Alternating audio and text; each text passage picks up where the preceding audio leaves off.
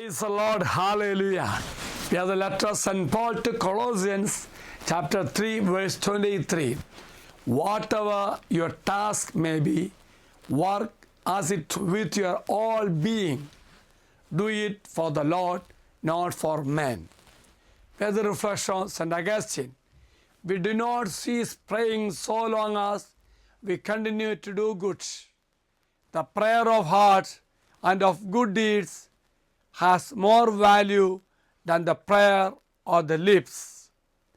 This verse means to approach all work, no matter how mundane, with diligence and commitments, as if serving directly to God, not just for human gain or recognition.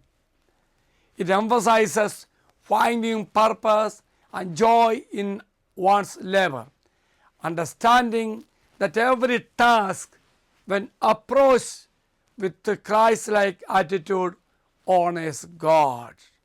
Dear friends, work with all your hearts. This praise encourages Christians to put their full effort and dedication into their work, reflecting the seriousness and importance of their service to God. As for the Lord, and not for men. This praise emphasizes that true motivation should stem from a desire to please God, not just to fulfill human expectations or gain approval. Let us pray.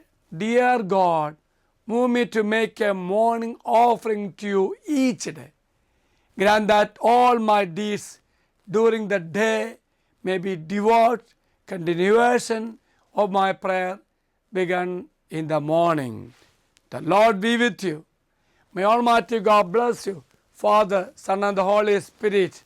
Have a great day to everybody.